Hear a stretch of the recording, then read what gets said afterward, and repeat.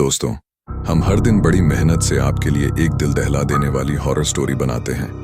तो अगर आप हमारी यानी कहानी विद ए के चैनल की कहानियां एंजॉय कर रहे हैं तो हमारे चैनल को सब्सक्राइब कीजिए और हमारी लेटेस्ट वीडियोस की नोटिफिकेशन के लिए बेल आइकॉन दबाना मत भूलना। अगर आपके पास कोई हॉरर कहानी है तो हमें हमारे ईमेल एड्रेस पर भेजना ना भूलें। हमारा ईमेल एड्रेस fizi598@gmail.com है। चलिए बिना देरी के कहानी शुरू करते हैं। घने जंगल के बीचों बीच एक अंधेरी सीलन भरी गुफा में मीरा एक बड़ी सी चट्टान के सामने बैठी हुई थी। उसके पूरे चेहरे और कपड़ों पर राख ही राख लिपटी हुई दिखाई दे रही थी। मीरा की आंखों की पुतलियां पूरी तरह से पलट चुकी थीं। उसे देखकर स्पष्ट समझ आता था कि वह किसी अंधेरी शक्ति के प्रभाव में है। मीरा के हाथ, पैर और गर्दन की हड्डियां कट-कट की आवाज के साथ मुड़ते ही जा रहे थे और मीरा दर्द से बुरी तरह बिलख रही थी, जैसे हर सांस के साथ उसकी आत्मा टूट रही हो। दर्द जब बर्दाश्त से बाहर हो गया तो मीरा वहीं जमीन पर जा गिरती है और अपने होश खो बैठती है। रात गहरा गई थी। विक्रम अपने कमरे में बिस्तर पर सोया हुआ था। देर रात गए बंद आंखों से उसे एक सपना दिखाई देता है। एक गोरी, सुंदर और लंबे बालों वाली महिला के ऊपर अचानक कुछ गांव के लोग हमला कर देते हैं। डायन है ये। कोई भी इसकी आंखों में मत देखना।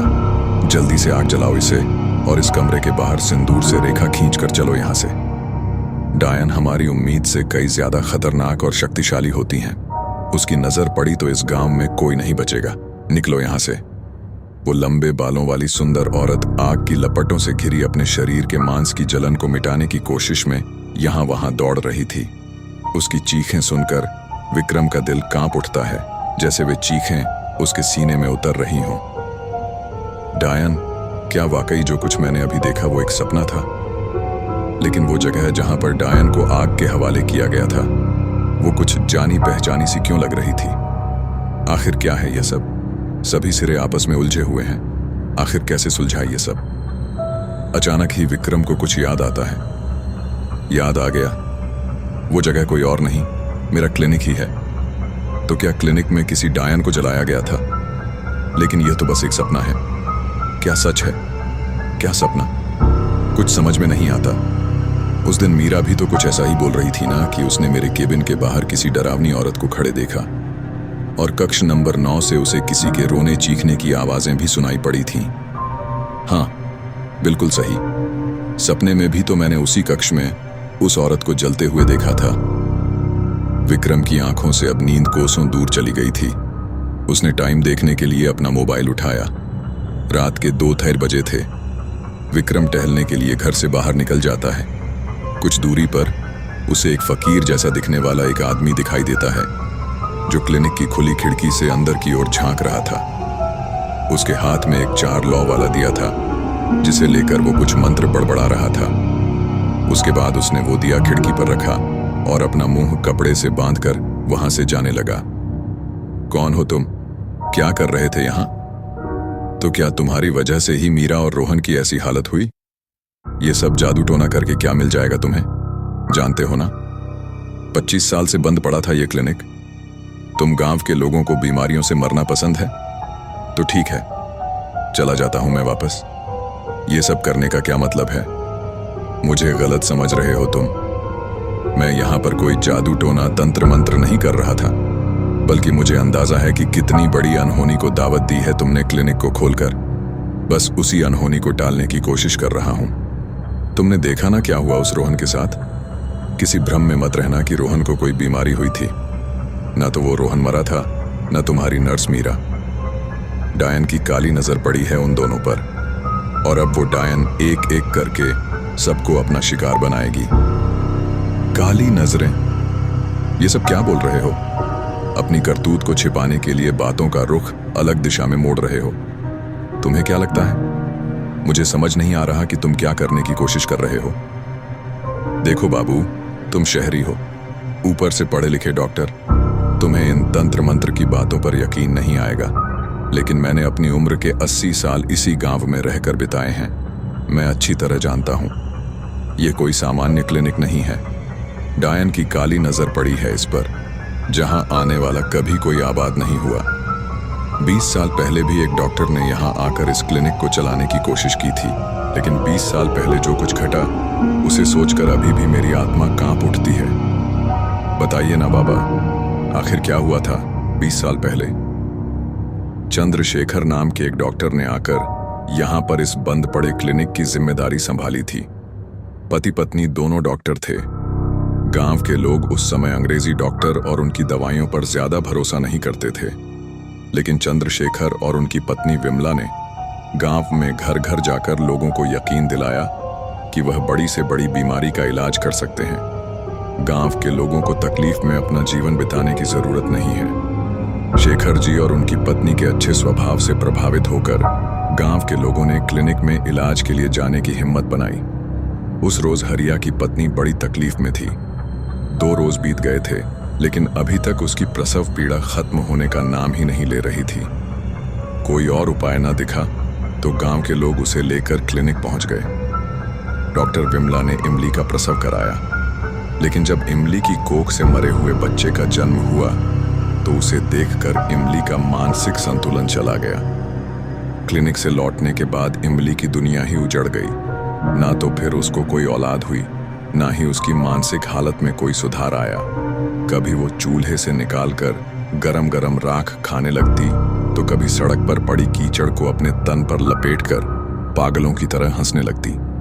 कभी अपने ही बालों को नोचती, कभी पूरा दिन तपती दोपहर में बैठी रहती। अभी तक तो गांव के लोगों को यही लग रहा था कि इमली अपने बच्चे के गम में पागल हो गई है। इमली के बाद अमिया, अमिया के बाद शेरा।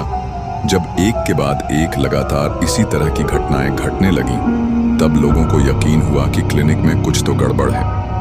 एक बार जो इलाज कराने के लिए उस क्लिनिक में गया, वह जिंदा लाश बनकर ही वहां से लौटा। क्लिनिक में अब गांव के लोगों ने जाना बंद कर दिया था। पिछले कई दिनों से कोई गांव वाला क्लिनिक में नहीं गया था, और डॉक्टर साहब और उनकी पत्नी को भी किसी ने क्लिनिक के आसपास आते जाते महसूस नहीं किया था। जब 1 सप्ताह तक क्लिनिक में कोई हलचल महसूस नहीं हुई, तो गांव के लोगों को शक होने लगा। एक रोज सवेरे जब मुखिया जी अपने साथ कुछ आदमियों को लेकर क्लिनिक के अंदर गए, तो डॉक्टर साहब और उनकी पत्नी की बुरी तरह जली हुई लाश बरामद हुई। वो आखिरी दिन था जब इस क्लिनिक में गांव के लोगों ने पैर रखा था। उस दिन के बाद जो क्लिनिक में ताला लगा, अब 20 साल के बाद आपने आकर खोला। आपको भी यही कहूंगा, आप इस क्लिनिक के चक्कर में अपना जीवन ना गवाओ। यहाँ के लोग तो किसी तरह अपना जीवन बिता ही रहे हैं, तुम अपनी जान बचाकर भाग जाओ। ऐसे कैसे? इतनी सारी घटनाएं हुई और किसी ने उनकी तह तक जाने की कोशिश नहीं की। क्या गांव के लोगों के मन में यह प्रश्न नहीं आया कि आखिर अचानक से क्लिनिक में ऐसा क्या हो गया जो लोगों की जानें जाने लगीं? और अगर आपकी बात सच में मान भी ली जाए, तो मैं अपने सपनों में जो देख रहा हूं वो क्या है? सपना? कैसा सपना? मैंने देखा क्लिनिक के कक्ष नंबर 9 में कुछ गांव के लोगों ने किसी औरत को जलाकर मार डाला, और गांव के लोगों का कहना था कि वो एक डायन थी। क्या मेरे सपने का सच्चाई से कोई संबंध है? तुमने सपने में उस डायन को देखा है, इसका मतलब अब वो तुम्हें भी नहीं छोड़ेगी, बिल्कुल वैसे ही जैसे डॉक्टर चंद्रशेखर और उनकी पत्नी को मार डाला था। बाबा, मुझे पूरी बात बताइए। मैं कुछ समझ नहीं पा रहा हूं कि आखिर यह कहानी शुरू कहां से हुई थी। इस कहानी की शुरुआत 25 वर्ष पहले हुई। सरकार ने आदिवासियों पर तरस खाकर यहां पर एक सरकारी क्लिनिक तो बनवा दिया, लेकिन जंगलों के बीच आदिवासियों के गांव में कोई भी डॉक्टर आकर अपने जीवन को दांव पर नहीं लगाना चाहता था। कई बरस बीत गए, क्लिनिक ऐसे ही खाली पड़ा रहा। फिर एक रोज एक औरत आई, शुभ्रा नाम था उसका। इतनी खूबसूरत कि अमावस्या की रात में भी पूर्णिमा की चांदनी उसके चेहरे पर चमकती नजर आती थी। लंबी काली लहराती छोटी बड़ी बड़ी आंखें, मीठी बोली। उसकी बातें इतनी जादुई थीं कि सब उसके बस में हो जाते थे। शुभ्रा ने लोगों को कहा कि वह वैद्य है और हर तरह की बीमारी का इलाज करना जानती है। शुरुआत में तो लोगों को उसके दिए गए पूड़ियां चूर्ण से आराम आता था, लेकिन फिर उसके आने के कुछ ही दिनों बाद पूरे गांव में ऐसी बीमारी फैलने लगी जो पहले न किसी ने देखी न सुनी। लोगों की त्वचा पर भयंकर फोड़े निकलने लगे। उसके बाद तेज बुखार आता और मरीज अर्ध बेहोशी की हालत में बड़बड़ाने लगता। बुखार आने के बाद हर किसी को अपने आसपास कोई रहस्यमयी औरत की परछाई दिखाई देती, तो किसी को आदमी की डर से कपकपी होती, आंखें खुलनी बंद हो जाती और 2 दिन के अंदर ही मरीज की मौत हो जाती। शुभ्रा की दिए चूर्ण दवाएं सब बेकार साबित हो रहे थे। शुभ्रा इसी क्लिनिक में लोगों का इलाज करती थी।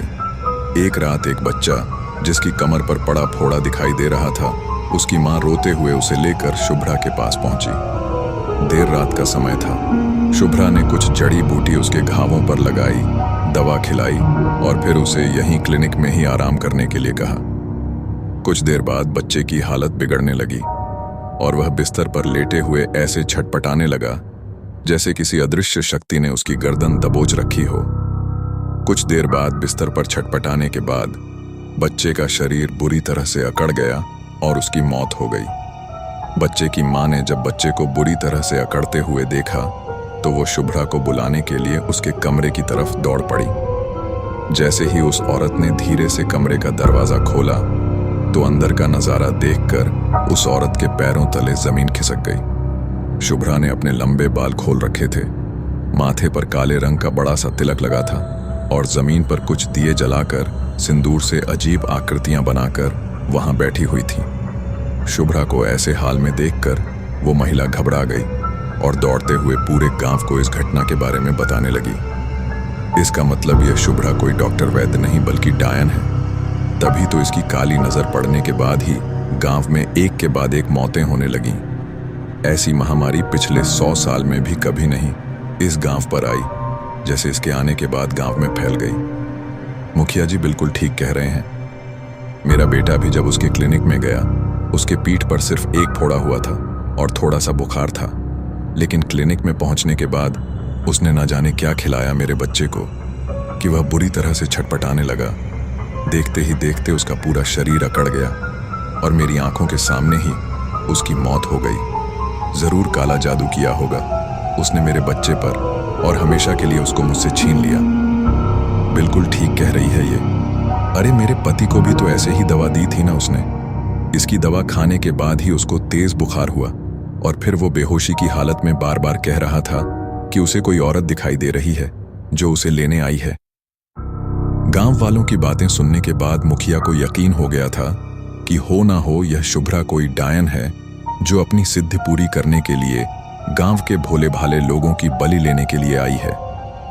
डायन का अंत करना किसी भी आम आदमी के बस का काम नहीं था। इससे पहले कि डायन को पता चलता कि गांव वाले उसकी असलियत जान चुके हैं, मुखिया ने गांव के बड़े पुजारी को बुलाया और फिर उसके बताए अनुसार अभिमंत्रित सिंदूर और भूत लेकर पूरा गांव क्लिनिक की ओर बढ़ गया। डायन को सामने से ललकारना मतलब अपनी मौत को बुलाना, इसलिए हमें उसे धोखे से ही मारना होगा। इससे पहले कि डायन गांव वालों का अगला कदम समझ पाती, सबने मिलकर उसे एक कक्ष में बंद कर दिया और आग लगा दी। फिर उस कक्ष के बाहर सिंदूर से रेखा खींचने के बाद क्लिनिक को हमेशा के लिए बंद कर दिया गया। डायन तो चली गई, लेकिन उसके मरने के बाद भी गांव पर छाई मनहूसियत खत्म नहीं हुई और गांव में एक एक करके ना जाने कितनी ही मौतें हुई। गांव वालों से जो बन पाया उन्होंने किया, पूजा पाठ, हवन, और फिर धीरे धीरे सब सामान्य हो गया। क्लिनिक में ताला लटक गया। साल दर साल बीतने लगे और फिर इस घटना के 5 साल बाद चंद्रशेखर आए। उनकी मौत के बाद तो ऐसा खौफ बैठ गया था कि किसी ने भी इस तरफ देखना तक छोड़ दिया। और अब पूरे 20 साल बाद तुम आए हो। मुझे डर है तुम्हारे साथ भी वही होने वाला है जो चंद्रशेखर और विमला के साथ हुआ था। लौट आई है वो। तुम जाओ यहां से अपनी जान बचाकर। तुम्हारी नर्स मीरा अब लौट कर नहीं आने वाली। इससे पहले कि डायन का कहर एक बार फिर से टूटे, तुम अपने शहर लौट जाओ। इसका मतलब जो कुछ मैंने सपने में देखा था वो सब सच था। आज तक इतने सारे लोग मारे गए उस डायन के कारण, लेकिन मैं अभी तक क्यों जिंदा हूं? उसने मुझे क्यों नहीं नुकसान पहुंचाया? विक्रम को अपने काफी सारे सवालों के जवाब तो उन बाबा से मिल गए थे, लेकिन अभी भी कुछ सवालों ने उसकी नींद उड़ा रखी थी। विक्रम वहां से सीधा डॉक्टर नेहा के पास जाता है और उसे सारी बातें बताता है। मैं कह रही थी ना विक्रम, यह जगह कुछ अजीब है। मैंने जो अपनी आंखों से देखा उसके बाद एक पल के लिए मैं भी आंखें बंद नहीं कर पा रही हूं। मुझे लगता है कि मीरा भी नहीं बच सकेगी। हम दोनों आज रात किसी तरह बिता लेते हैं। कल सुबह हम यह क्लिनिक छोड़कर हमेशा के लिए चले जाएंगे। मुझे अब एक पल भी यहाँ नहीं बिताना।